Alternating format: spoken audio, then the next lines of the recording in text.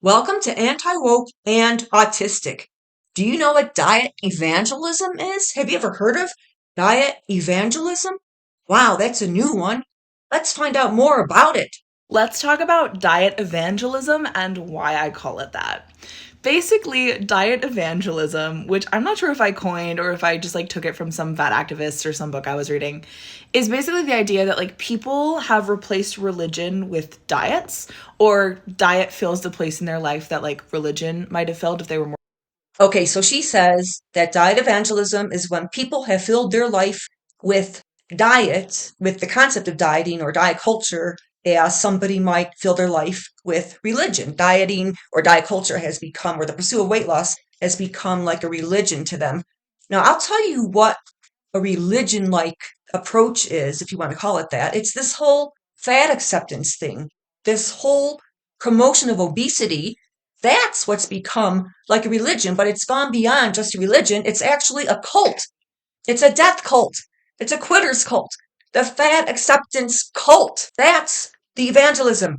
They're all over TikTok. They've infiltrated TikTok in mass amounts, telling people it's okay to be fat, it's okay to be morbidly obese, it's okay to be as big as a blimp.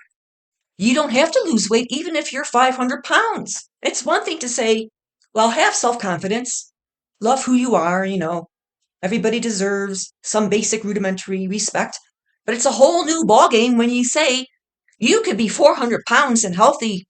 You could be 5'3" and 280 pounds and healthy. They glorify obesity. They celebrate obesity, fat activism, promotion of obesity, even morbid obesity, saying you could be very healthy even if you're very fat. That is a cult. That is religion. Well, the word religion is actually, putting it mildly, it's fat evangelism. She's talking about diet evangelism.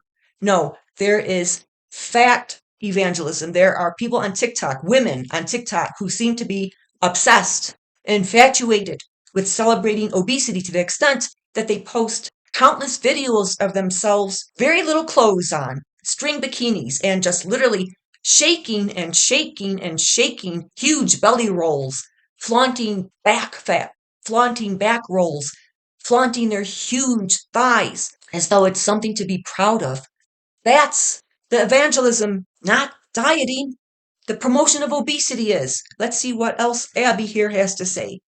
They were more religious, and so they see dieting as a solution to all problems, and their specific diet they're devoted to, they're practicing it, and they are spreading the No, gospel. fat influencers are spreading the gospel of promoting obesity. Fat influencers, fat acceptance influencers are spreading the gospel of it's okay to be as big as a house. Fat acceptance influencers, fat activists, fativists, fat liberationists, they're the ones spreading a gospel. They're spreading false information. They're spreading medical misinformation, telling you it's safe to be fat. It's safe to be morbidly obese.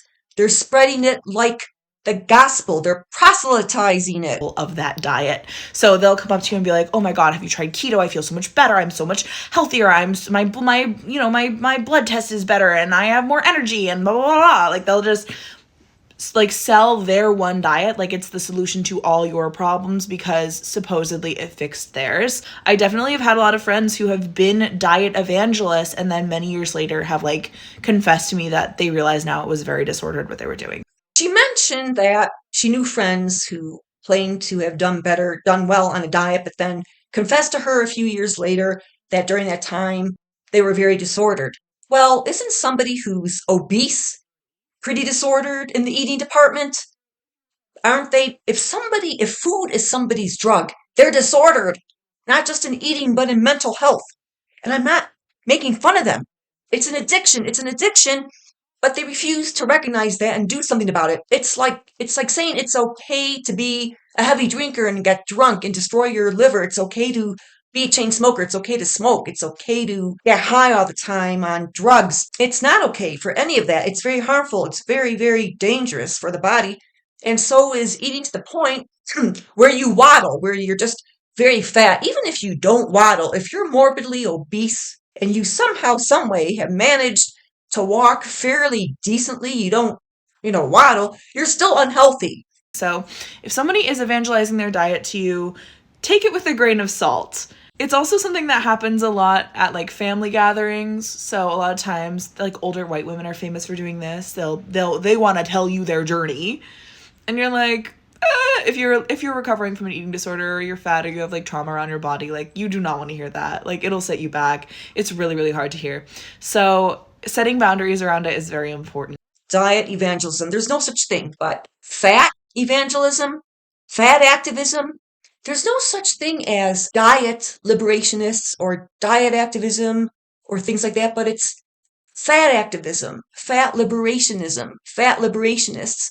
They are all preaching. They're preaching.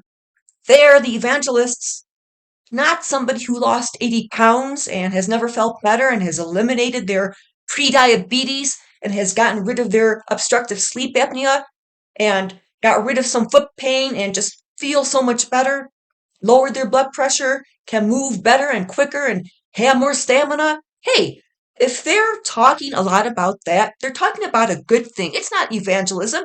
It's only evangelism if the idea of a little hard work intimidates you. So that is my video for today, and have a wonderful day.